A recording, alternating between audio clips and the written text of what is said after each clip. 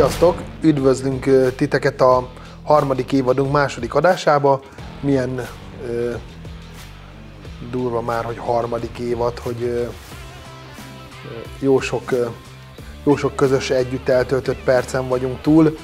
Ismételten nagyon sok pozitív dologot kaptunk a videóinkkal kapcsolatban, amit nem győzök nektek megköszönni, és mindenképpen szeretném ezt hangoztatni, hogy ez az egész videózás, illetve minden ez értetek van, mivel ennyire érdekel titeket, és pozitív a véleményetek a műhelyünkről, úgyhogy mindenképpen ez nektek szól ez a videó, vagyis az összes videónk, úgyhogy beszéljünk arról, mi lesz a mostani részünkben. Természetesen szétnézünk a műhelybe, melyik autóval hogy haladtunk, ki fogunk próbálni egy számomra nagyon szívmelengető autót, ezt majd meglátjátok, hogy mi lesz. Gyertek velünk, nézzük meg, mi újság van a műhelyben.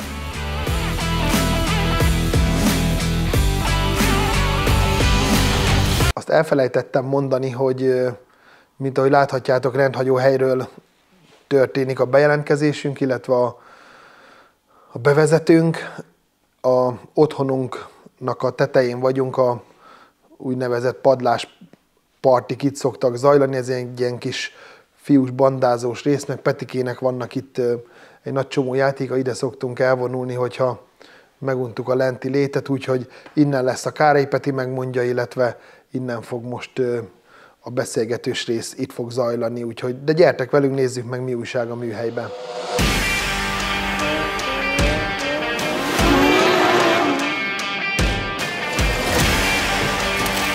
Kár, hogy a régi oldalról nem marad. Mi van?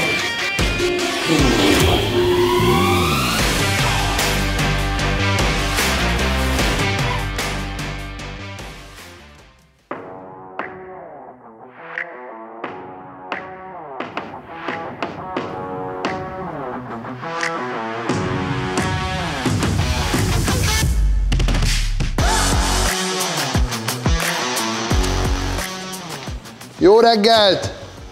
Jó reggelt! Jó reggelt! Jó reggelt kívánok! Mint ahogy említettem, jövünk a műhelyünkbe egy kicsit szétnézni. Egyébként még valószínű, hogy itt az epizódon belül még fog változni a műhelynek a bertartalma, úgyhogy látni fogjátok, hogy folyamatosan változni fognak az autók. E28, ő is egy klasszikus pajtalelet. Most próbálunk bele életet verni. Csak nem nagyon akar összejönni. Elvileg az autó is sok-sok évet állt, úgyhogy eladó lesz egyébként, úgyhogy reméljük, hogy a mai nap el fog indulni. Sikerülni fog Robi kollégánknak.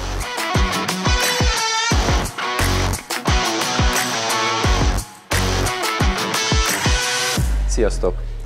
Hát érdekes helyzetben vagyok, az X6 után egy idősebb típusú BMW-t fogok életre kelteni, reményeim szerint. Ez egy 85-es évjáratú E28 20i. Elmondások szerint 10 éve nem ment az autó, az önindítója az be is volt állva neki. Fogjátok látni, a forgórész az leégett, ezt próbáltuk először megjavítani, de aztán kiderült, hogy ez a baja, úgyhogy cserélni kellett. Találtunk hozzá egy önindítót, fel is raktuk. Most már jár a motor, körbefordul, viszont a 6 darab injektorból 4 az sajnos elköszönt. Ennek a pótlása sem olyan egyszerű, mivel ez egy 85-ös évjáratú autó. Amint látjátok, ki van itt terítve egy pár darab, de sajnos típusban nem megegyezőek. Amit találtam még itt 4 darabot, ők pedig nem működnek. Szóval egyelőre még ez ilyen fejtörést fog nekünk okozni, hogy honnan fogunk szerezni injektorokat, de megoldjuk, mint ahogy szoktuk.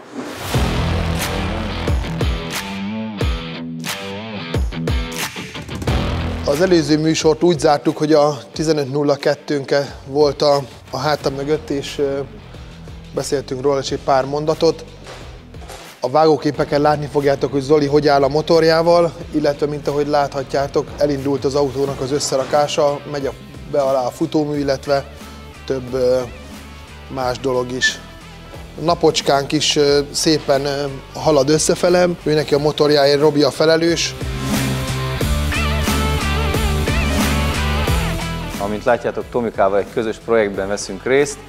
Tomika rakja össze a karosszériát, a futóművet, a belteret és a többit. Ez egy M40 B16-os motorkódú motor, amit viszont én fogok összerakni, amelynek itt van a motorblokkja. Hogyha egy kicsit közelebb jössz, akkor fogod látni, hogy le lett síkolva. Elég sok volt benne, rá is van írva, hogy 3/10 vettek le a műhelybe, a síkköszörű műhelybe. Ez is egy ilyen klasszikus kára is motorfelújítás lesz, A-tól Z-ig szét lett szedve, gyönyörűen le lett festve a blokk, a csavarok el lettek küldve kardimozni, a hengerfej az fel lett újítva. Ezeknél még típusbetegsége az, hogy a himbákat nagyon elkoptatja, ennél is szintén ez volt a probléma, azok ki is lesznek cserélve hidrotőkékkel együtt.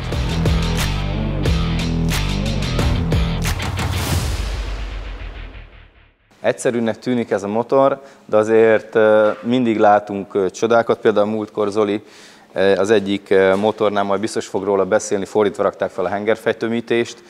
Én ennél a motornál annyit tapasztaltam, hogy vagy ferdére kapatták föl ezt a felső bordáskereket a vezérműtengelynél, és az ék nútot, vagy az éknek a kiképzését egyszerűen elnyomorították, vagy nem húzták meg normálisan a csavart, és akkor elrázódott, utána észrevehették. Szóval vannak ilyen problémák, még ezeknél az egyszerű motoroknál is, nem mindenkinek olyan könnyű ezeket azért rendbe rakni. De most már jó kezekben van, és reméljük, hogy hamarosan összeáll. Itt van hozzá most már szinte minden, már csak a kadmiumos csavarokra várunk, úgyhogy lehet összefele rakni.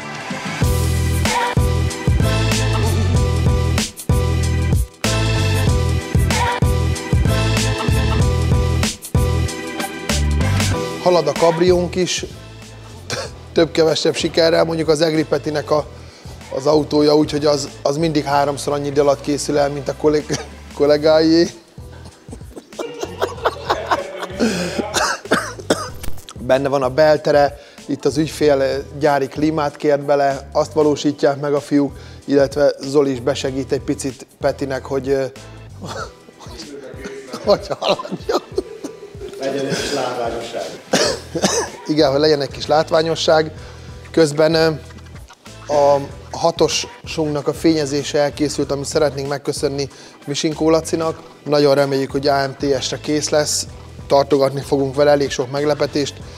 Reméljük, hogy az alkatrészbeszerzés minden simán fog menni. Mint ahogy említettem, az alkatrészbeszerzés azért nem egyszerű már, nem csak ehhez, nem egy E24-hez, hanem mondhatnám, hogy rengeteg típushoz. Pont szoktam példálózni így a ügyfeleinknek, illetve kollégáknak, hogy van a BMW gyári programban egy 50-60 különböző cikkszámunk, várjuk, hogy esetleg az árajánlat elfogadásra kerüljön, illetve várunk az ügyfél döntésére, és akár egy pár nap leforgása alatt ebből a 50-60 cikkszámból akár 5-8-10 vagy bármennyi cikkszám megszűnhet, ez a tapasztalatunk, úgyhogy azt gondolom, hogy aki autót, illetve BMW-t szeretne felújítatni, az még most az elkövetkezendő időszakban össze kell, hogy kapja magát, mert vészesen fogynak az alkatrészek az autókhoz.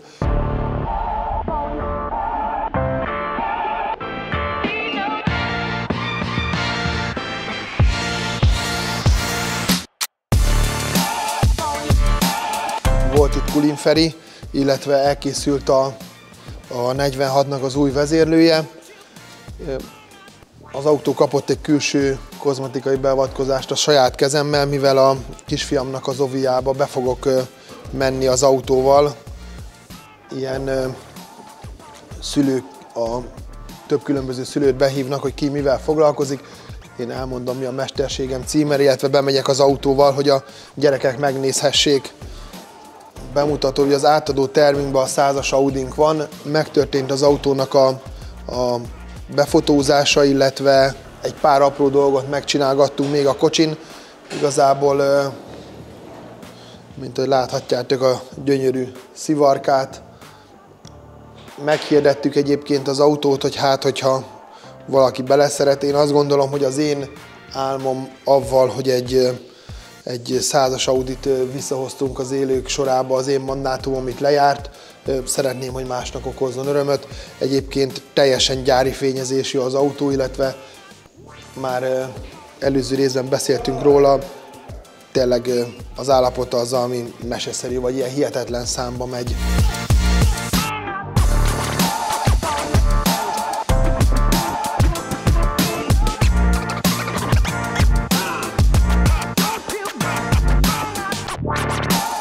Röviden ennyit a kis szivarkáról, közben nekem mennem kell az oviba, úgyhogy áttörölgettem egy picit az autót, úgyhogy állunk fel vele trélerre és megyek.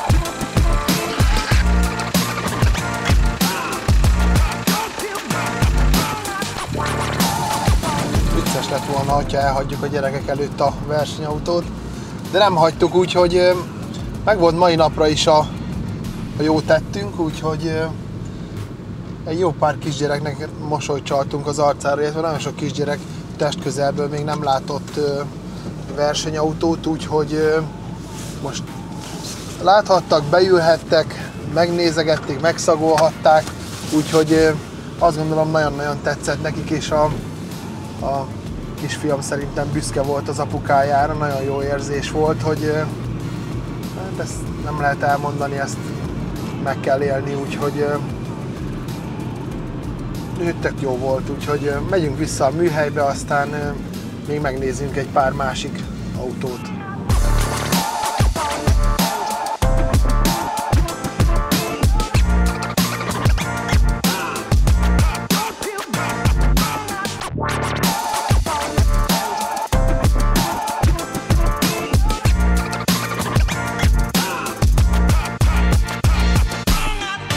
Sziasztok! Az előző adásban láthattátok a kabriót, amint a futóművet és a fékrendszer, illetve az üzemanyagrendszer rendbe lett téve.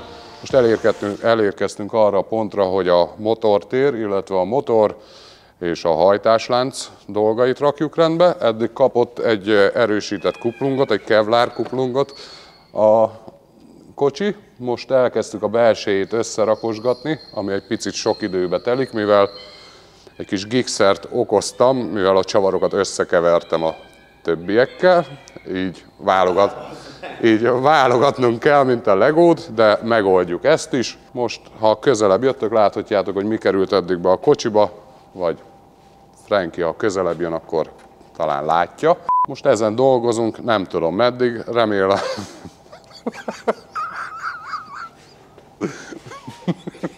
Érdeklőd, közelebb kell menni.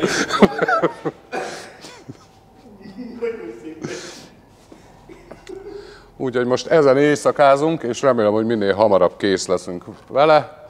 Most ott tartunk, hogy a vezetékköteget próbáljuk helyrehozni, illetve betettük az elektromos ablakokat, akkor kapott egy klímás fűtésboxot, ami eddig nem volt benne. Annak a csövezését csináljuk, illetve a vezetékeket. Ezek után várjuk a MMM Interiors, hogy hozzák a felújított kárpitokat, üléseket, és utána azokat fogjuk berakni. Remélem minél hamarabb készen leszünk vele, és egy-két héten belül láthatjátok a végeredményt, hogy milyen gyönyörű kocsi lett belőle. Adott nap, amikor ránéz a gyerekemre. Az biztos. Jaj, megszomjaztam erre a nagy izére.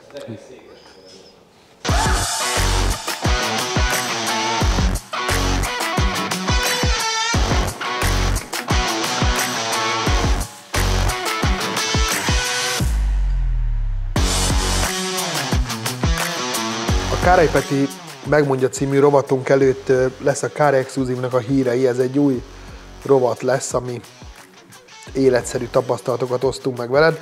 A következő a elmúlt hónapnak a tapasztalatai. Hát inkább azt mondanám, hogy Facebook csoportokban megy ez a okádás, hogy mindenkire okádunk, mindenkit fölteszünk, aki már nem úgy érkezett meg a csomag, nem úgy ért oda, mindenféle dolgok, mindig a negatívum ömlik mindenhonnan.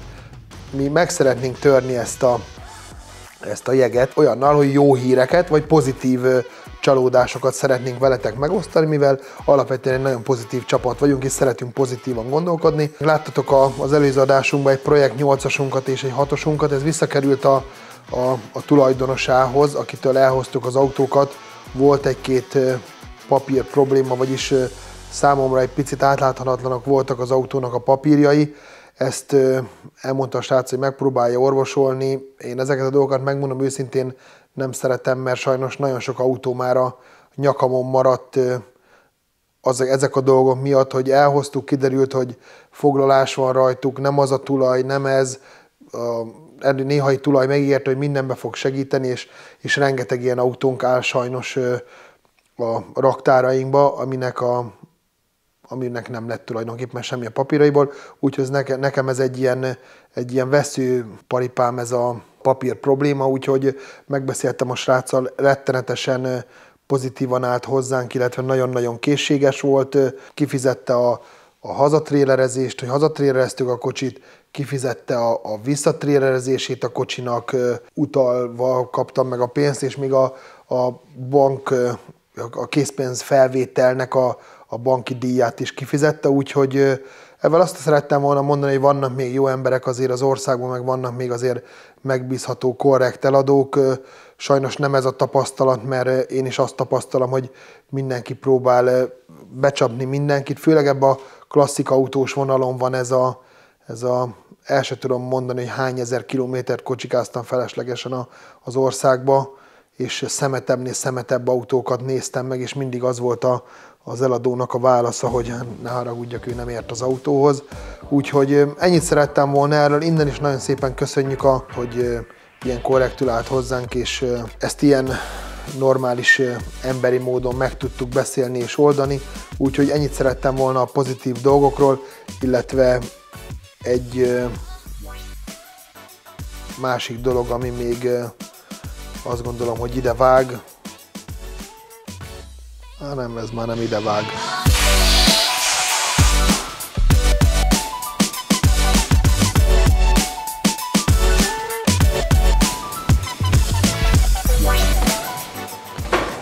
Szevasztok! Az én ügyünket szeretnénk egy picit bemutatni. Van egy új fényező kollégánk egyébként, Timi. Nagyon régóta ismerjük egymást, mondhatni, hogy évtizedes barátok vagyunk, úgyhogy egy pár mondatban mesélne az autóról, hogy milyen eljárásokat alkalmaztunk, mivel kértétek többen, hogy egy picit ilyen szakmai dolgokba menjünk bele, úgyhogy... Sziasztok, én vagyok az új fényező, minek hívnak. Hát megkaptam ezt az E4 projektet, így elsőnek bedobtak a mély vízbe. Ez az E4 az darabokra szét lett szedve, teljes felújítást fog kapni, egy új fényezést, amiben lesz egy kis csavar, majd Peti elmondja, hogy mind merről meddig. Minden egyes eleme le van már szórozva, hogy a megfelelő száradást kivárjuk és utána előkészítjük. A motortér viszont már ki van készítve fényezésre, az alja is kész van, és a sárvédő összes eleme belülről. Az alja kapott egy MIPA 2K-s protektort, egy teljes védelmet fog neki nyújtani. Az autón, mint ahogy említettük az előző részben is, azért voltak a karosszériával meglepetések. Vágóképeken látni fogjátok, hogy milyen szakmai hozzáállással lett orvosolva, illetve ami még szintén ennél az autónál is nagyon fontos, hogy lesz egy kis színváltozása az autónak, egy kis okosságot beleviszünk az autó fényezésébe, de ezt meg fogjátok látni, hogy mi lesz ez pontosan.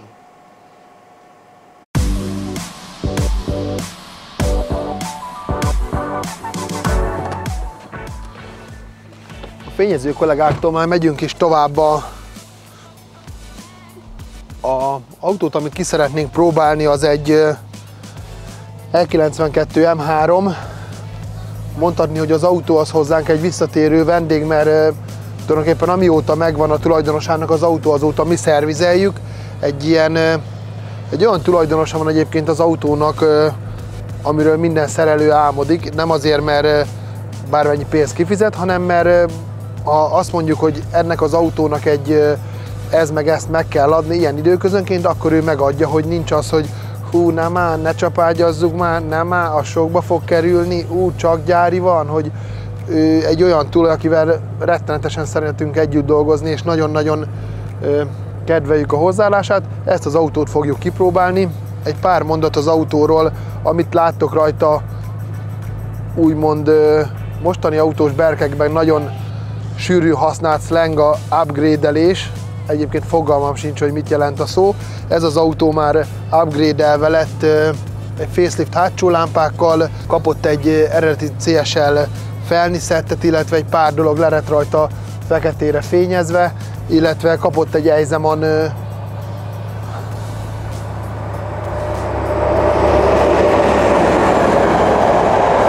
egyébként terveink közt szerepel, beadtuk a MÁV-hoz, hogy megpróbáljuk innen elvezetni a vasútvonalat. Most elbírálás alatt van a kérelmünk, úgyhogy van rajta egy Eisenman kibufogódob. Tulajdonképpen ez az autóba az úgymond picit gyáritól eltérő átalakítás, de menjünk, próbáljuk ki.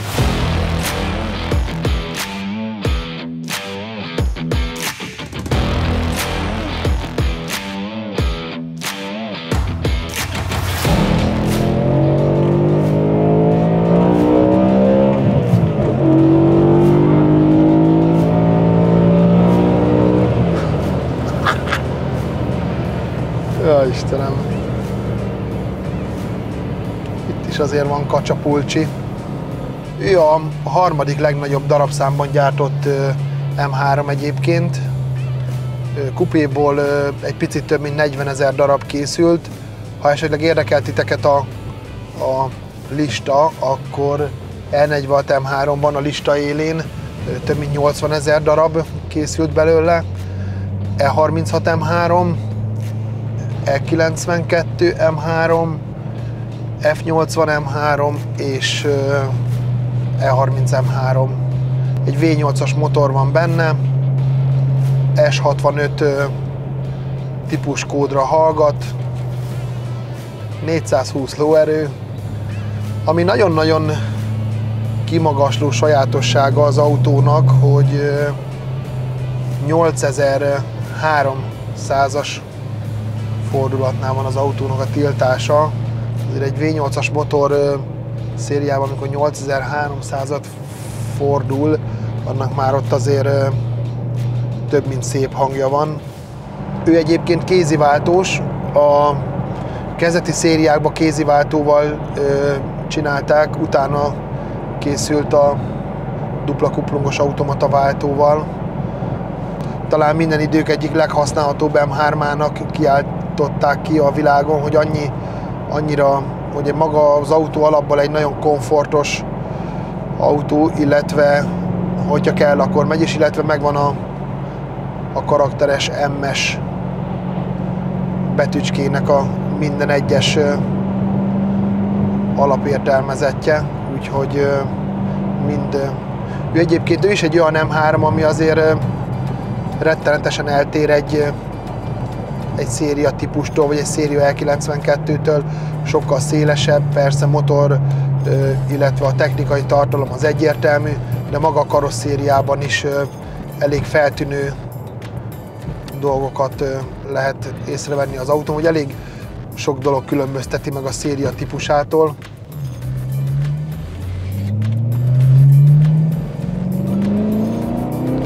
Mint ahogy említettem, az autó gazdáját, vagy tulajdonosát, egy rettenetesen szimpatikus tulajja van az autónak.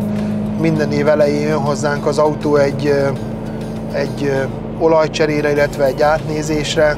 Kap az autó egy teljes diagnosztikát, illetve átnézzük a A-tól Z-ig. Ezen az autón egyébként el lett végezve a csapágyazás, vízszivattyút is cseréltünk, meg elég sok mindent megcsinálgattunk rajta, ami így ezeknek az M-es motoroknak, én azt gondolom, hogy ennél a motornál a legkézenfekvőbb típusbetegség általában a csapágyazás, amit sokan szoktak elfelejteni. Most nem is biztos, hogy elfelejteni.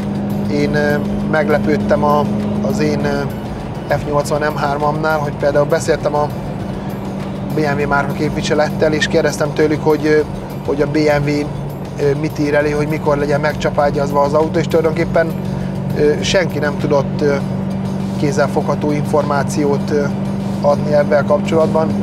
Azt gondolom, hogy ezeknél az autóknál is, illetve nagyon sok S65 motor végét az jelentette, hogy tulajdonképpen senkinek nem volt a tudtára hozva, hogy srácok, vagy mikor megvette újonnan egy tulajdonos egy ilyen M3-at, nem volt az, hogy na figyeljetek, akkor ez 80 000 kilométernél akkor csapágyazni kell, vagy semmiféle ilyen dolog nem volt, úgyhogy majd látni fogjátok a vágóképeken, hogy mi lett az autón elvégezve. Nagyon-nagyon érett neki a csapágycsere. Át lett akkor mérve a főtengely, hogy milyen kopások tapasztalhatók rajta, de hála Istennek semmilyen kirívó kopás nem volt rajta tapasztalható, úgyhogy egy új gyári csapágykészlettel össze lett rakva, és azóta is tökéletes az autó.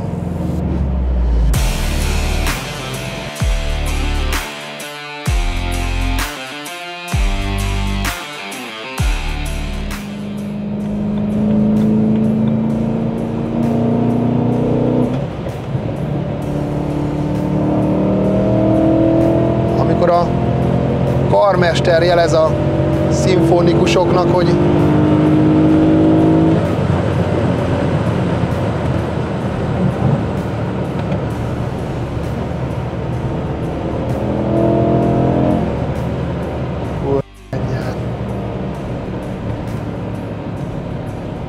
nem is tudom, hogy létezik olyan ember, aki azt mondja erre a hangra, hogy ez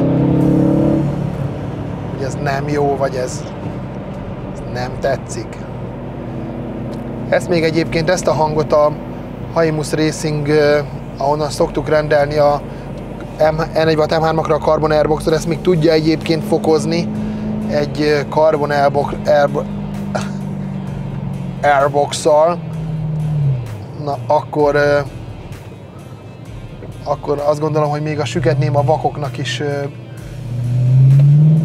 feláll a kezén a szőr, vagy azt mondom, hogy az olyan, azt nem lehet szavakba önteni.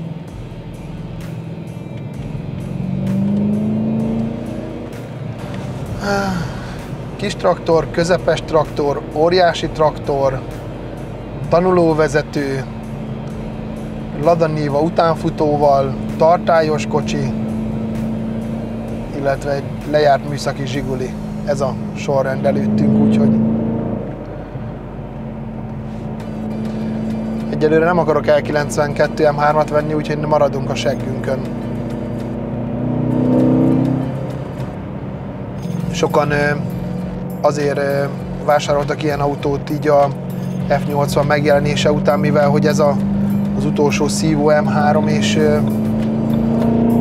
azt gondolták, hogy ebből egy elég nagy értéknövekedése lesz az autónak, és egyébként ez igazuk is lett, mert őneki az ára is eléggé elindultak felfele, úgyhogy mindenkit, aki esetleg befektetéssel szeretne autót elrakni, és egy olyan élményfaktort szeretne magának vásárolni, amiben a pénze 10-szer jobb helyen van, mint a bankban, vagy mint ingatlanban, én azt gondolom, hogy egy ilyen autót nyugodtan vehet magának. Nagyon-nagyon fontos, hogy azért egy jó alapot kell belőle keresni, mert azért azt mindnyájan tudjuk, hogy tengeren túlról azért rengeteg kópártos, rommá törött L92 M3 bevándorolt Litvánián, Németországon keresztül Európába, úgyhogy erre azért oda kell figyelni, hogy bevásárolni nem szabad belőle, mert gyorsan a álomból rémálom lesz, de alapvetően azt gondolom, hogy egy rettenetesen jó befektetés.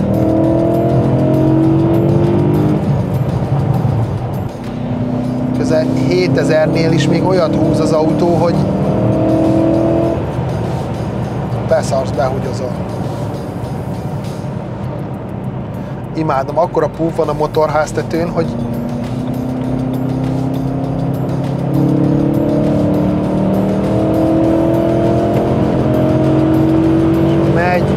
megy, és addig megy, amíg le nem szabályoz.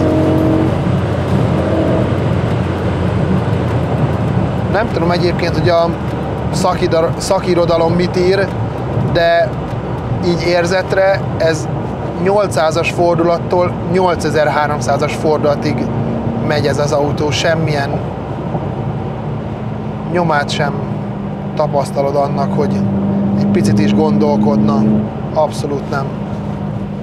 Akkor ott a tulaja, hogy lehet, hogy megválna tőle, de én itt így a saját ügyfélberkeken belül, mert rengeteg autónk meg se vagy fel se kerül semmilyen platformra, hanem így úgymond ilyen ügyfélkör, baráti körben gazdát cserélnek az autók, hogy szóltam egy pár ügyfelünknek, hogy tudnék egy jó 92 M3-at eladót, és hogy itt a remek alkalom. És aztán volt egy jó pár komolyabbnak mondható érdeklődés, de visszalépett a srác, vagyis a tulajdonosa, hogy meggondolta magát, hogy ő ezt az autót nem szeretné sose eladni. Ezt egyébként meg is értem. Ami azt gondolom, hogy ennek az autónak egy nagyon nagy élményfaktora, hogy itt a 2000-es évek vége felé azért még nagyon-nagyon akartak élményautót gyártani, és azt gondolom, hogy ennek a élményautózásnak ez az autó egy ikonja. Ebben az időben készült egyébként az RS4-nek is a szívó V8-a, hogy azért itt készült egy jó pár olyan V8, ami ikonikussá vált. Én azt gondolom, hogy ez a mindenféle autós történelem, illetve mindenféle autós legendáknak ez az autó azért mindenképpen egy morzsája fog maradni, bármilyen szín alatt is, úgyhogy itt már azért a külcsíny, illetve ebbe az autóban azért már sok olyan komfort dolog van, ami így a mostani autókhoz képest már pozitív lehet a vásárló számára. Úgyhogy én mindenkit arra sarkalnék, hogyha megteheti, akkor vegyen egy ilyen autót.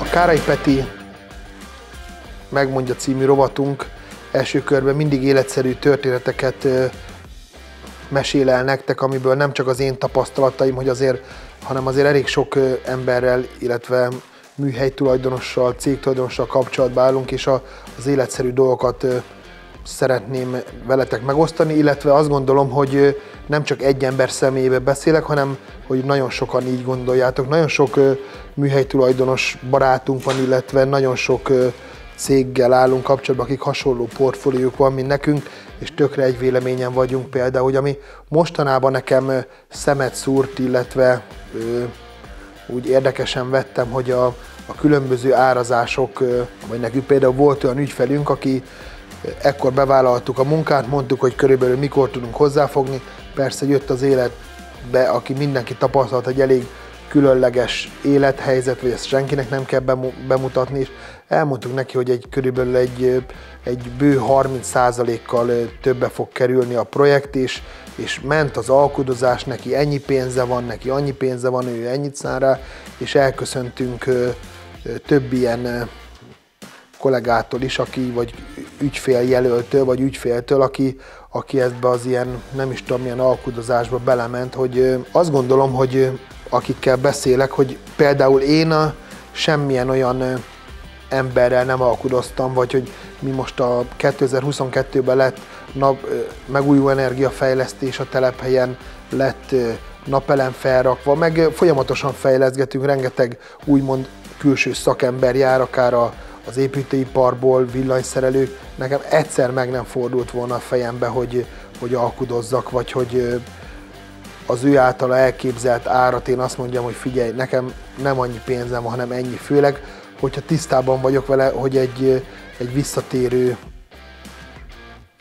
olyan ember, aki sokat dolgozik nekünk, és tudom, hogy milyen a munkája, tudom, hogy megbízható, tudom, hogy odaér, nekem soha meg nem fordulna a fejembe, hogy alkudozzak vele. Tapasztaltunk ilyen dolgokat, de mint ahogy sokat beszéltünk veletek, hogy ti is tapasztaltatok sok ilyen dolgot, mármint a kollégákra gondolok, hogy nem tudom, én azt gondolom, hogy ne agyaljatok rajta, vagy sok mindenkit ez fusztrál, meg egy picit, hogy érzékenyen érintett, el kell engedni ezeket az embereket, meg ezeket a dolgokat, úgyis vissza fognak térni, úgyhogy, és innen szeretnék egyébként egy példát hozni.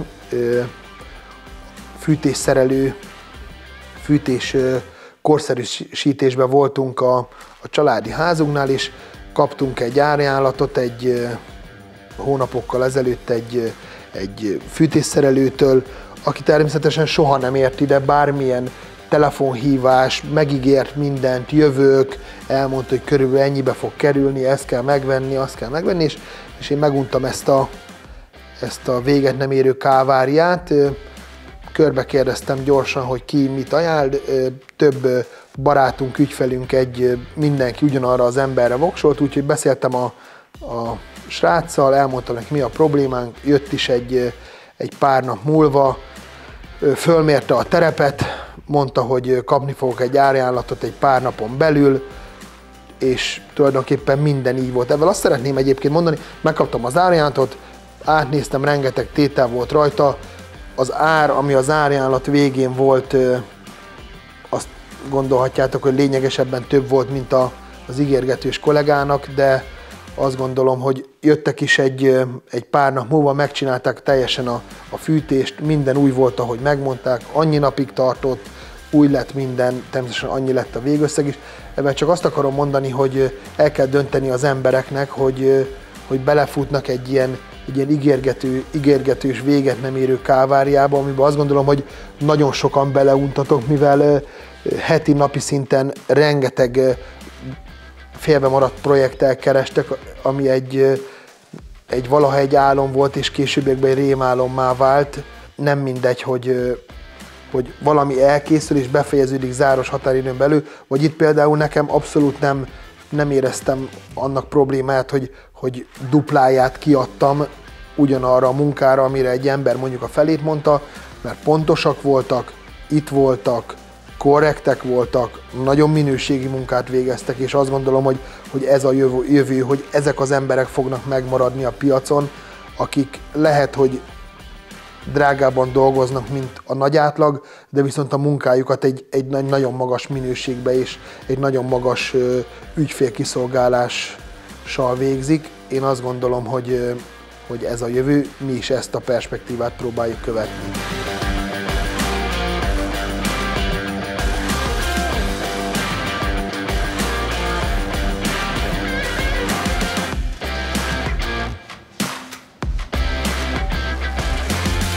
Üdvözlünk mindenkit, aki néz minket.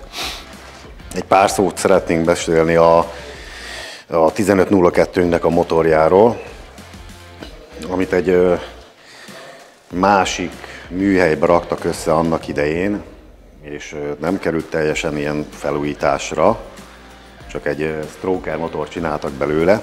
De mi károsítottuk a motor külsejét, belsejét. Minden le lett gyöngyözve, kadmiumozva, festve, színterezve.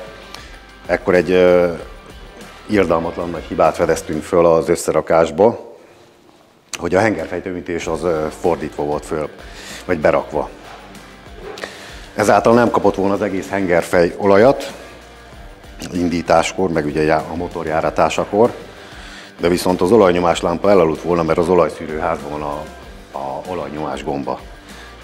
Ezt a hengerfej feláldozásával tudtuk volna észrevenni, de megelőztük ezt a problémát. Ami még probléma volt vele, hogy vezérműláncot azt cseréltek rajta, de viszont a vezetősineket, a láncvezetősineket, meg a spanolót, azt nem cserélték ki, és sajnos ez is már elég idős motor ahhoz, hogy a műanyag alkatrészek ugye egy párszor megmelegedtek benne, és akkor letöredeztek már itt, ahogy csak forgatta az ember kézzel a motort.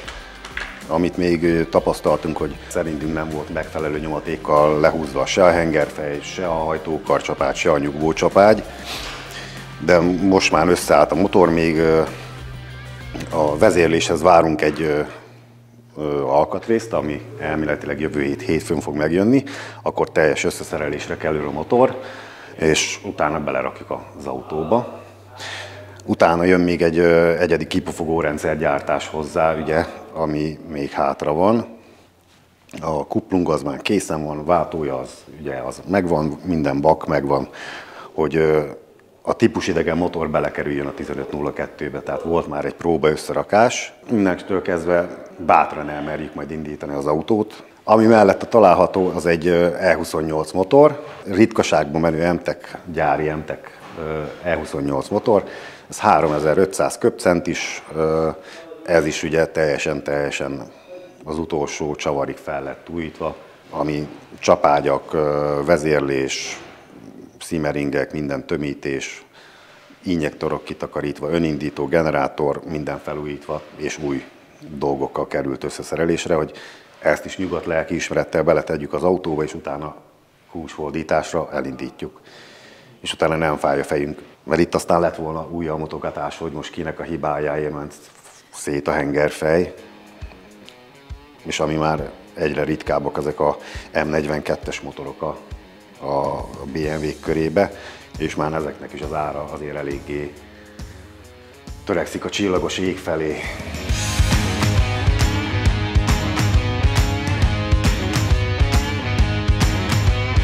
A motor összeszerelőben még van egy M6-os motorunk, egy E24 M6, az is hasonlóképpen szétszerelésre került már, és annak is az alkatrészeit, mindent, amit tudunk, újra cseréljük, felújítjuk, gépműhelyeztetjük. A motorblokk éppen most síkoláson van, mert eléggé el volt vetemedve a hengerfejnek a síkja, ahol a hengerfejjel találkozik, és azért adunk neki egy síkolást, meg ugye a sok éves szakszerű víz utántöltés, hogy nem megfelelő hűtőfolyadékot töltenek vele, ugye sajnos az is megeszi azokat a részeket, ahol a víz járja, a vízkő, azokat is ki lesznek a vízjáratok, minden sajnos ki kell takarítani belőle a vízkövet, mert a hűtésnek a szempontjából nagyon nagy hatásfokot növel, ha tiszta, nem vízköves felületen érintkezik a hűtőfolyadék vele. És egy ilyen motornál azért már valljuk be, hogy nem ezen kell, hogy elbukjon az egész, mert az a motor már ugye felbecsülhetetlen értékű.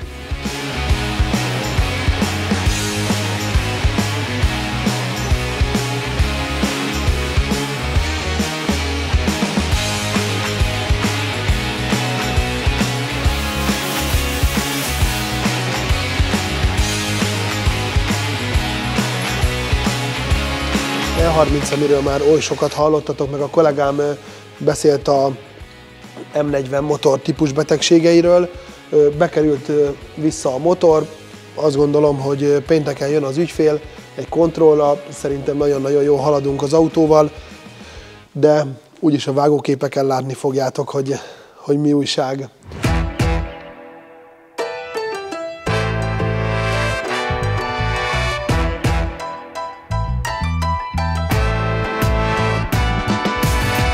A 15.02-nk ott várakozunk egy vezérműlánc vezetőre, de elvileg az is, ha minden igaz, akkor ide fog érni Németországból nem soká.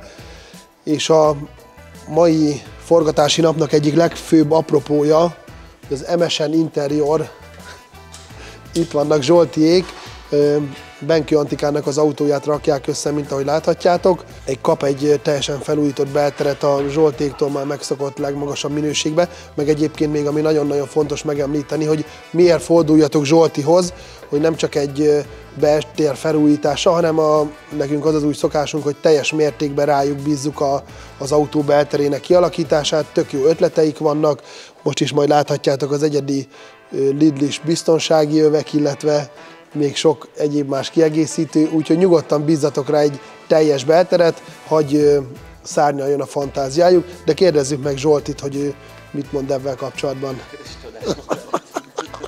AliExpress-es azért. Ja, AliExpress, bocs.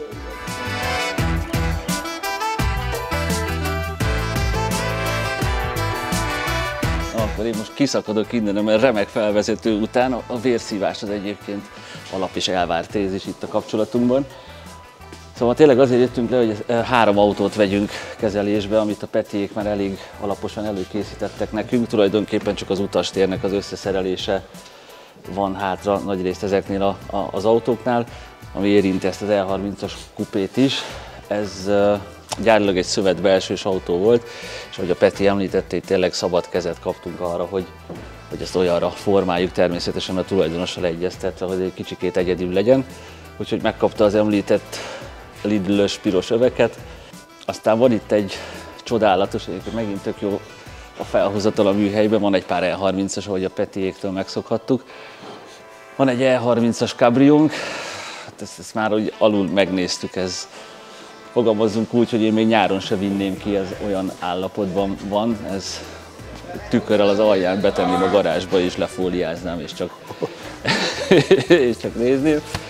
Itt is egy kicsit egyébként, bocsánat Zsolti, hogy belevágnék ezekbe az ilyen tapasztalatainkba, hogy van ez az autó, illetve van most még egy ilyen Coupé 25-ös nálunk, lehet, hogy arról is fogunk majd egy picit beszélni, hogy ebben is egy kicsit a Zsolték malmára szeretném hajtani a vizet, hogy ez az autó is összességében nagyon jó állapotú volt, illetve a beltere is azt gondolom, hogy egy nagyon korhű és nagyon megvigyázott volt, de mivel az autónak minden egyes porcikája fel lett újítva, kapott egy komplett fényezést, minimális lakatos munka, meg amit láttatok már rajta, hogy ilyenkor a belső nagyon-nagyon úgymond kiütközik, hogy annyira nem illik be a kocsiba, ami a felújításkor még egy nagyon nem pedáns, milyen szót szoktál használni, nem autentikus, hanem faktoriális.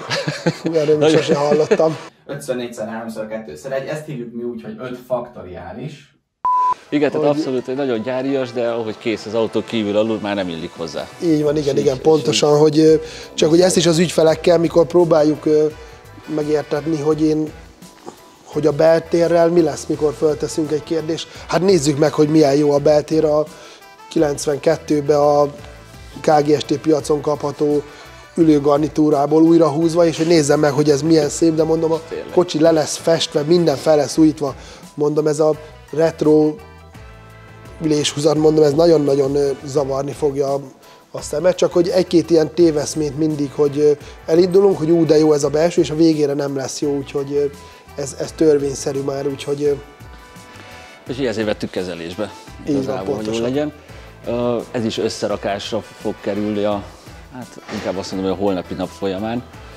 Ez teljesen újra lett húzva a gyári káromintás anyaggal, illetve a szövettel, meg lettek javítva a szivacsai, le lett porfestve a váza, úgyhogy ez tényleg belül is ugyanazt fogja mutatni, amit itt Petiék megcsináltak alul.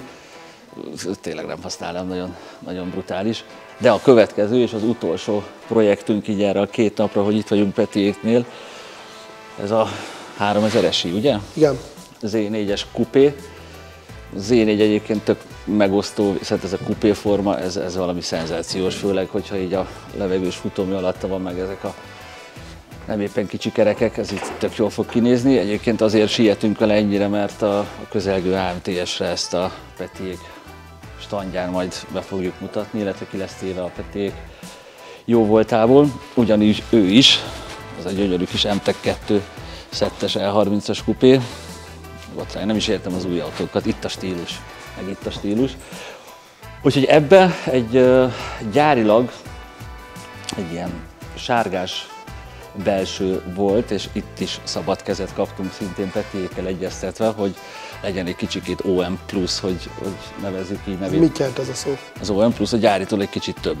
Király, most már hogy nem viszük túlzásba, azért ne az legyen, hogy belemártottuk bőrbe az egészet, és minden ebből, és elmegyünk a 2000-es évek tuning irányzatainak irányába, hanem tényleg az legyen, hogy újra van húzva, és van benne egy kicsike plusz, úgyhogy ebben rendeltünk egy nagyon-nagyon finom gelb-bézs bőrt egy kis alkantarával megvadítva.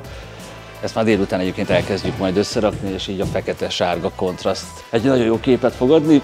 Az elejét meg Petiék szerintem mennyi délután alatt összedobjátok. Egy óra semmi baj. A csavarokat, amit kerestünk, meg beszórtuk ide előre a szelepfedélhez, jó, hogy megtaláljátok. Úgyhogy nekünk ez a 3 autó jutott most itt Torosházán. Azért szeretünk ilyenkor egyébként dolgozni, mert ebédszünet van és béke, nyugalom van. Itt a kollégák szétszívják egymás vérét, de tök jó hangulatban telik az egész. Úgyhogy a részünkről ennyi, én visszamegyek csavarozni, mert különben... Haladjatok. Én is még egy pár szót itt említenék az autókról, amit éppen szó esett. E30 Coupé, kapott egy gyári MTEK 2 szettet, amit elég nehezen tudtunk felhajtani, de egy szlovák barátunk segített a lebonyolításban, vagyis 2 is, úgyhogy Szlovákiában sikerült találni, ezt megkapta most Antika kocsia. Ahogy láthattátok az Z4-et, meg már az előző adásokban is beszéltünk róla, picit több mint egy hónapja fogtunk hozzá, és láthatjátok a haladást, hogy nekünk, ha van lehetőségünk, terünk, illetve olyan az ügyfelünk, akkor ilyen iramot tudunk diktálni. Mint ahogy Zsolti említette, AMTS-re szeretnénk, hogy kész legyen az autó, ott fogjátok szerintem teljes fényében látni az autót. Az E30 Cabrionk is nagyon-nagyon jó halad, egy-két ilyen beltere belemegy még, a vászontetőt kell rendbe tennünk, lökhárító még csak fel lett rátolva, kibufogóhoz beállítva, meg egy pár apróság, úgyhogy ővele is elég komoly haladás lesz. Itt is egyébként az ügyfél az szenzációsabb partner volt mindenben, úgyhogy imádunk ilyen ügyfelekkel dolgozni. M6-unk benne van már a kábelköteg, illetve a futóműve készül, ajtózárak, mindenféle ilyen csecsebecse dolgok mennek bele, készen van az Airride alá, úgyhogy a felniválasztás még nem teljesen kristályosodott ki, de hogy szoktam mondani, be fog szarni, húgyozni mindenki.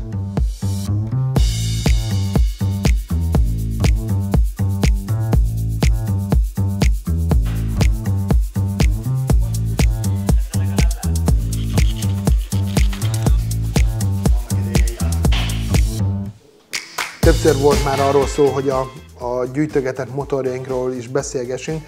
Ő egyébként egy olyan, amit még nem láthattatok, ő egy eredeti Suzuki RG50, ha jól tudom, de lehet, hogy RGT50 egyébként, nem vagyok pontosan 100%-ig biztos a típusába. Egy nagyon-nagyon régen vásárolt mociról beszélünk. Remélem, Balázs, nézed a videót, akitől annó vettük ezt a motort Gergely Sanyival, megvan még, őrzöm és vigyázok rá nagyon. Nekem az volt a tervem, hogy a kisfiam fog vele kavarni, ezt úgy néz ki, hogy az anyja keresztbe húzta ezt a számításunkat, mert nagyjából tisztában van vele, hogy én milyen módon motoroztam, és azt mondta, hogy a gyerek nem motorozhat, úgyhogy valószínű, hogy ő is be fog menni a múzeumba.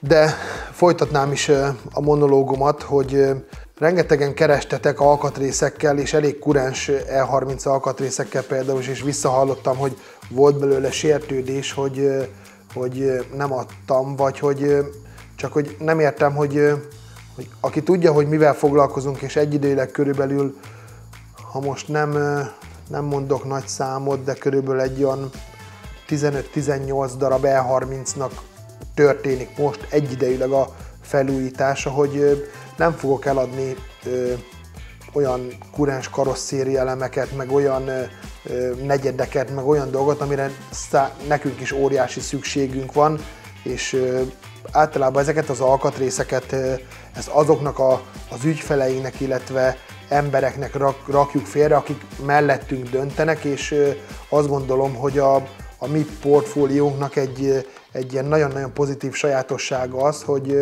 amit mondjuk sehol se talál az országban alkatrészt, vagy akár Európában is nagyon nehezen beszerezhető alkatrész, az nálunk van polcon, és hogyha mellettünk dönt az autó felújításával, akkor szépen levesszük a polcról, és beépítjük az autóba. Azt gondolom, hogy ez egy nagy pozitívum a Car Exclusive-nak, úgyhogy meg szeretnélek kérni titeket, hogy amint már beszéltünk erről, hogy az E30 Store-nak a weboldalán, ami még folyamatosan fejlesztés alatt áll, oda fel fog kerülni azok az alkatrészek, amiket el szeretnénk adni, amik ott nincsenek, azokat nem szeretnénk eladni, és nem szeretnénk ebből senkinek sem kellemetlenséget okozni, hogy első körben ezeket a kurens alkatrészeket a saját ügyfeleinknek őrizgetjük és tartogatjuk. A következő pedig, hogy még most is rengeteg, de rengeteg e-mailt kapunk nap, mint nap, különböző autófelajánlások, illetve megkeresések minket, hogy vásároljunk klasszikus autót, mint ahogy láthatjátok, egyébként soha, de soha nem volt ennyi klasszikus BMW, illetve klasszikus autó hirdetve Magyarországon, elképesztő mennyiségű van, és én mindig néha azt érzem, hogy hogy hülyének próbálnak nézni, hogy olyan áron ajánljátok az autóitokat, hogy el vagyunk képedve, hogyha a használt autón nem kelt el 1 év alatt, akkor mi sem fogjuk megvenni azon az áron, hogy szerintem ne fussuk ezeket a fölösleges köröket. Nekem a irodában, a kolléganőimnek ez rengeteg munka, hogy kereskedők vagyunk, felújítók vagyunk, egy autókereskedő a vételár és az eladási ár közti különbözetből tartja fent a cégét, a kollégáit, a családját, hogy tulajdonképpen mi pénzt tudunk, vagy pénzt szeretnénk ezeken a dolgokon keresni, és egyébként itt is hogy ne csak a negatív dolgokról beszéljek, hanem a pozitívról is. Vannak nagyon pozitív megkeresésünk is, hogy nem szeretnék foglalkozni Lakatos Geronimoval és bandájával, nem szeretném hirdetgetni, nem szeretnék a házamba beengedni semmilyen idióta hülyét. Tudom, hogy te nem fogod azt az árat adni, amit én kitaláltam, de már nagyon sokan úgy közelítenek meg minket egyébként, hogy tudjuk, hogy kereskedők vagytok, ebből éltek, nektek is meg kell élni valamiből, úgyhogy az autóvásárlásaink azért azok továbbra is mennek egy bizonyos szinten, és pont ide vágó dolog, Amerikából elég sok autót vásároltunk most, amit nagyon szépen köszönünk Dávidnak, a Car Exclusive-nak az amerikai partnere, illetve az autóbeszerzője Kaliforniában rengeteg autót próbál nekünk intézni, úgyhogy elég érdekes autók fognak jönni az elkövetkező időben, de úgyis látni fogjátok az autókat, illetve tervünk közt szerepel egy kaliforniai kiruccanás, de erről majd bővebben azt gondolom, hogyha minden rendben lesz, akkor ti is fogtok jönni velünk, és azt gondolom, hogy egy életre szóló élményt fogunk adni mindenkinek.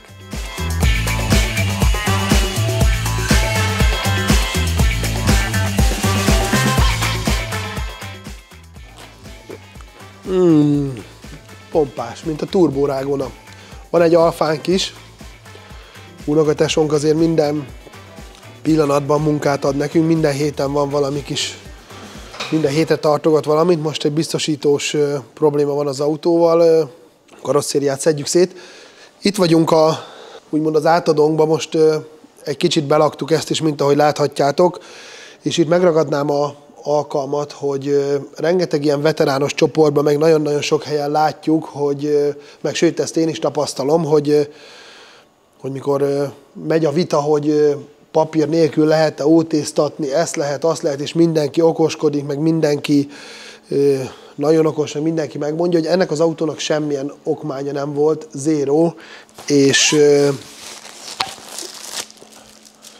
múlt héten megkapta ő is az OT minősítést, úgyhogy ezt a téveszmét, vagy ezt a, nem is tudom, teóriát itt ebben a pár mondattal szeretném elhessegetni. Ezt onnan tudom egyébként, hogy látom a Facebook csoportokat, illetve árulok most én is 2 darab papír nélküli autót, ahol oda van írva a hirdetésbe nagy betűkkel, hogy igény esetén van egy olyan autónk, ami nagyon-nagyon gyári állapotban van, amit egy nagyon pici foglalkozással lehet vinni OT-ra, meg van egy olyan E28-unk is, amit árulunk, amit azért erősen foglalkozós az autó, de egy nagyon jó alap, és leírtam, hogy az autónak esetleg a felújítása után nagyon szívesen tudunk segíteni az oldtimer vizsgában, és jöttek az okosabbnál okosabb emberek, hogy ez nem létezik, meg hogy ezt én nem mondjam, meg hogy ők utána olvastak, csak hogy lehet ótéztatni, aki nem hiszi el, az jöjjön, segítünk neki, megoldjuk, csak abból a szempontból, hogy minél több ilyen autó visszakerüljön az utakra. Ott van egy E30 25i, ő egyébként szintén egy hasonló műhelyből jött el, mint mi. Egyébként pont a tulajnak mondtam, hogy hát most mondhatnám azt, hogy elég sok műhely után dolgozunk, vagy én már az előző videóban is beszéltem róla, hogy az a kocsi itt volt, ez a kocsi amott volt. Köszönöm szépen! És ez az autó is hosszú évek óta egy műhelybe készülgetett. Itt egyébként pont az ügyfélnek, vagy a tulajdonosának mondtuk, hogy itt a munkaminősége az elég jó, vagy ritkán látunk ilyet, mikor ilyen jó minőségbe kerülnek hozzánk autók másik műhelyből. Őróla is látni fogtok majd dolgokat, ahogy halad, ő egyelőre még parkoló pályán van, úgyhogy szinte a következő adásban már tudni fogtok róla is.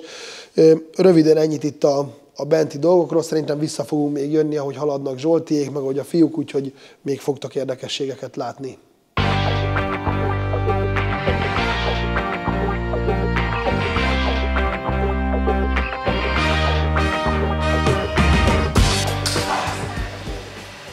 Ennél az autónál még egy ilyen magyar berögződést, vagy nem is tudom mit szeretnénk szertefoszlatni, mint például a remek állapotú belső, és jó van az úgy, és majd a végén mégsem jó az úgy. Itt is például, hogy a motor akkor csak legyen felújítva, akkor csak tegyük rendbe esztétikailag, és akkor csak így, csak úgy, és akkor megkérdezzük, hogy a váltó az maradjon így, persze maradjon, hát az is tökéletes, és meg lehet nézni, hogy ilyenkor mekkora különbség van a motor és a váltó. A motor és a váltó között, hogy ilyenkor majd jön az ügyfél, és akkor így nézi, hát ezt is meg kéne csinálni, és az a baj, hogy nagyon sok minden nem tudnak így az autótulajdonosok elképzelni, hogy ez olyan lett, ez ilyen maradt, és hogy mekkora különbség van közte.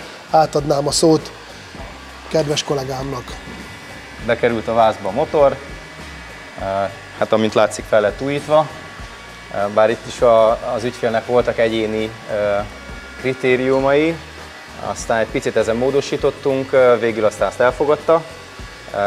Ki lett cserélve még az olajszivattyú, mert az elég ramaty állapotban volt. Típusbetegsége egyébként ennek a motornak ez az olajszivattyú, a maga 30-35 évével azért bárki ilyen M40-es motort rak rendbe, az olajszivattyú nagyon sarkalatos dolog, mindig figyeljetek rá oda. Itt is a házat már megette, úgyhogy de vágóképeken látni fogjátok. Így van.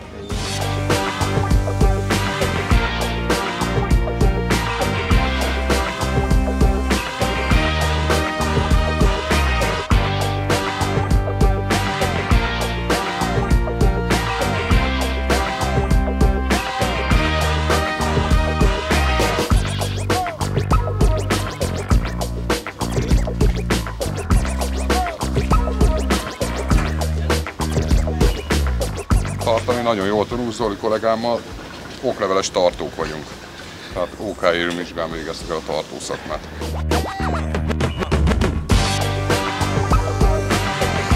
Amit láthattok, az egy Audi A1 vagy S1-es karosszéria. Bátyámnak a 2023-as évre készülő új kocsia. Mondjuk így, hogy március van, azért kapkodniuk kell magukat. Teljes szezon szeretne tesó menni az Európa-bajnokságban, meg ha jól tudom, akkor egy-két világbajnoki futamon is fog menni. Mindenképpen érdemes lesz követni. Ha jól tudom, akkor áprilisban lesz Nyírádon az Európa-bajnokság. Aki igazi autósportot szeretne látni, az mindenképpen látogasson el, egy életre szóló élmény lehet. Ennek az autónak a fényezésében segítettünk tesóméknak. Ők saját maguknak építik a versenyautókat, van egy külön stáb erre, meg lehet nézni egyébként a munkaminősége azért az elég magas szintű, akár a lakatos munka, vagy az egyedi tornyok, egyedi dobbetétek, vagy belső doblemezek, tényleg egy kis ékszerdoboz lesz.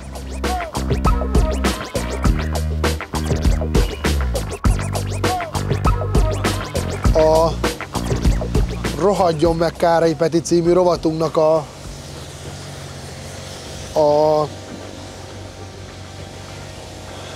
apropója, az, mint ahogy láthatjátok, egy E34 M5. Elég nagy érdeklődés övezte az autót, vagy kitettem egy-két privát profilomon és egy-két sztoriba az autót, és rengetegen kérdeztétek, hogy nem is gondoltam volna egyébként, hogy egy E34 M5 ennyire népszerű, de a jelek szerint igen. Őt saját magam részére vettem, vagy saját magamnak vásároltuk. Használt autón volt egyébként hirdetve az autó. Magyar okmányos, 3.8. Mindenképpen szeretném megköszönni a néhai tulajának ezt a szenzációsan korrekt hozzáállást, vagyis hozzámállást. Tényleg nagyon-nagyon szépen köszönöm. Egy apró momentumot csak így megjegyezvén, hogy megegyeztünk az autóra, és nem az volt átlag magyarként, mindig azt tapasztalom ilyenkor, hogy vagy nem adnak oda hozzá semmilyen alkatrészt, vagy plusz pénzért akarnak hozzá. Ez az autónak a néhai tulaja körülbelül nem tudom hány ládányi plusz alkatrészt kihozott a kocsihoz, amit tulajdonképpen nem kellett volna neki, úgyhogy mindenképpen tényleg le a kalappal előtte. Nagyon örültem, hogy ilyen kellemeset csalódtam. Egyébként még egy fontos momentum az autóval kapcsolatban, hogy beszélgettem a sráccal, és mondja, hogy van az autónak téli kereke. Mondom, tessék? Hát, hogy ebben jár síelni, vagy hogy ő jár, hogy ugye ez az autó tulajdonképpen nem egy ilyen otthon őrizgetett szőnyegen, nem tudom milyen, csak nyáron napsütésben plusz 25 Celsius fok fölött volt elővéve, hanem őnek mint annak idején a 2000-es években, vagy 95-7-8-ban, amikor még fiatal autónak számított, folyamatosan használta télen, nyáron, hogy nem egy ilyen ékszerdobozként őrizgette, hanem valós használati értéke volt az autónak. Játszódnak rajta egyébként egy-két prezúr, meg az idő vasfoga azért látszódik, de azt gondolom, hogy egy nagyon jó, kiváló felújítási alap, M5-höz képest is nagyon felszerelt, úgyhogy meg 3.8-as, ami azt gondolom, hogy nagyon fontos. Mi jobban szeretjük a 3.8-as, mint a 3.6-os motorokat, úgyhogy majd úgyis látni fogjátok, hogy mi alakul az autóval.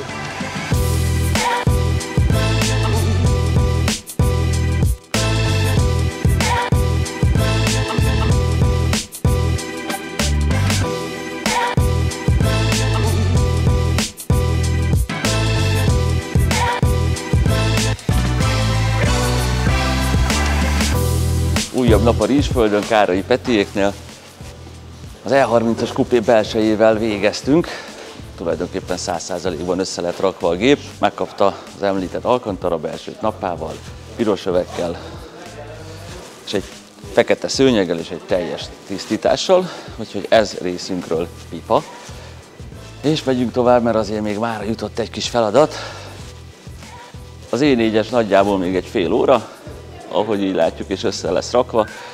Tulajdonképpen az utastérnek a 80%-a elkészült. Az 1.6-os. Az érének a részleteiben most nem fogok belemenni, tulajdonképpen 80%-os készenléti állapotban van. Ezt az autót egyébként az AMTS-en fogjátok teljesen összerakott állapotban látni, újra fényezve, földre téve, jó kerekekkel, új belsővel, úgyhogy ez majd egy későbbi sztori. És a mai napra még hátra van az E30-as Cabriónak az összeszerelése, tulajdonképpen minden beszerelésre vár, elkészült. Meg vagyunk a tisztítással, úgyhogy az esti órákban be fogjuk fejezni, és 100%-os lesz a gép.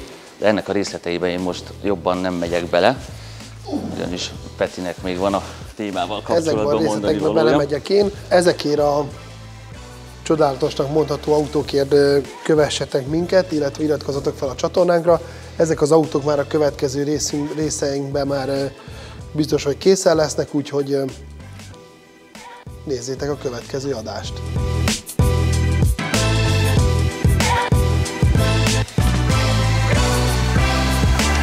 Ennyi fért be a mai adásunkba, most is sok izgalmas projektünk van folyamatban. Látogassatok ki hozzánk az AMTS-re, ahol találkozhattok velünk is, és rengeteg gyönyörű szép autóval. Lájkoljatok minket a Facebookon, kövessetek be mindenhol is, és osszátok meg ezt a videót. Találkozunk a következő részben. Sziasztok! Persze, a mikrofonba beszéljél. Parancsolj. Tehát a mai nap margójára minden kurva volt. Nagyon jó, haladunk mindennel, főnök is jókedvű, tehát látjátok. Úgyhogy ennyit tudok hozzászólni ehhez a riporthoz. Köszönöm szépen a megkeresést. Köszönjük szépen. Kárai Péter. Bocsánat, igen. Elnézést, még annyit szeretnék hozzáfűzni, hogy kövessetek minket a YouTube csatornánkon, illetve az Instagramon. Instagram? Instagram, vagy mi az? Meg hol kell még követni minket? Iviven. Iviven, meg a Snapchaten, illetve Badon. Badon. Badon, igen. Meg ha Petit meg akarjátok keresni, akkor azt. Köszönjük szépen a riportot a kedves kollégánknak, folytatjuk.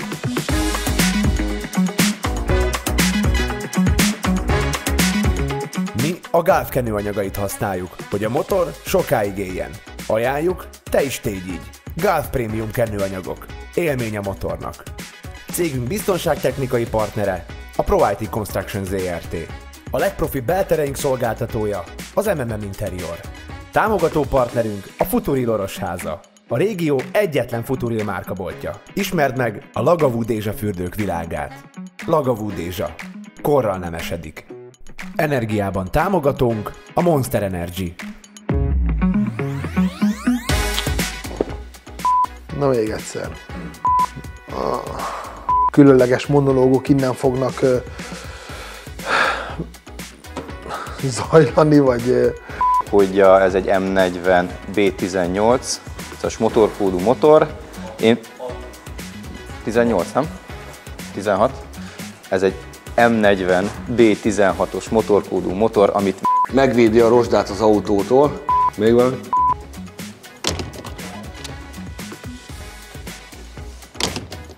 Majd én eldöntöm, mikor akarok beleszólni. Olyan vagyok, mint Duli-Fuli, vagy ilyen. Így árulom a parkolóban. Ennél kisebb nincs. Na. Hát mert sokat tudsz belőle enni.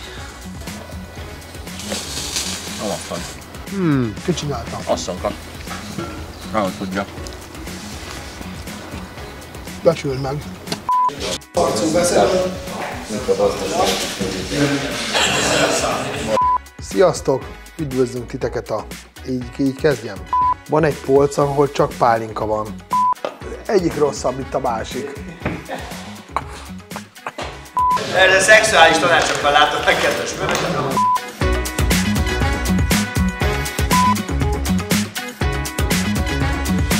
Segítsek a múlva. Biztos már meg a fejembe.